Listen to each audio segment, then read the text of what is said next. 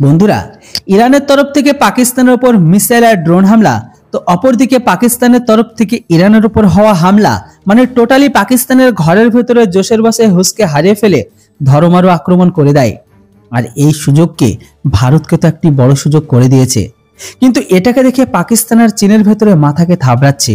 এবার বন্ধুরা, আপনারা ভাবছেন যে আক্রমণ হলো পাকিস্তানের ভেতরে, তাহলে চীন আর পাকিস্তানের ভেতরে কেন এত চিন্তা?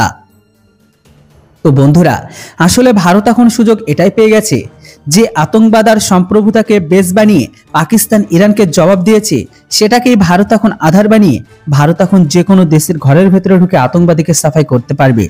কিন্তু এর থেকে বড় ভারতের জন্য সুযোগ এখন এটাই, যেটাকে নিয়ে পাকিস্তান আর চীনের মাথা থাবড়ানো হচ্ছে। কারণ চীনের বানানো পাকিস্তানকে দেওয়া অ্যাডভান্স মিসাইল ডিফেন্স সিস্টেম কোনো রকম কাজে আসেনি।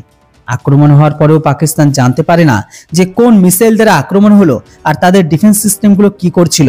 সামান্য ইরানের বানানো মিসাইলের সামনে সেগুলো ফেল হয়ে যায়। মানে সামান্য ইরানের তরফ থেকে পাঠানো ড্রোন আর মিসাইলকে চীনের ডিফেন্স সিস্টেম থামাতে ব্যর্থ। সহজ ব্যাপার এটাই, চীনের থেকে কেনা পাকিস্তানের যে সমস্ত মিসাইল ডিফেন্স সিস্টেমগুলো আছে, সেই ডিফেন্স সিস্টেমগুলি পাকিস্তানকে আরো একবার ধোঁকা দিয়ে দিল, যেটাকে নিয়ে এখন চীন আর পাকিস্তানের মাঝে আরো একবার দ্বন্দ্ব শুরু হয়েছে। কিন্তু এখানে মজার ব্যাপার এটাই, চীনের গোলাম হওয়া পাকিস্তান কিছুই করতে পারছে না।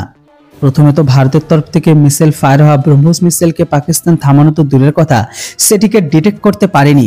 আর এখন ইরানের মিসাইল পাকিস্তানকে থামাতে পারছে না, কিন্তু এখন এখানে চীনের মিসাইলও পাকিস্তানকে ধোঁকা দিয়ে দিল। কিন্তু এখানে চীন ইরানের মিসাইল হামলার নিন্দাও করেনি। তাই এখানে এখন পাকিস্তানের বুঝে নেওয়া উচিত, যেখানে চীনের অস্ত্র ইরানের অস্ত্রকে সামলাতে পারছে না, সেখানে এমতো অবস্থায় ভারতের হাতে থাকা অস্ত্রকে কিভাবে সামলাবে পাকিস্তান আর চীন।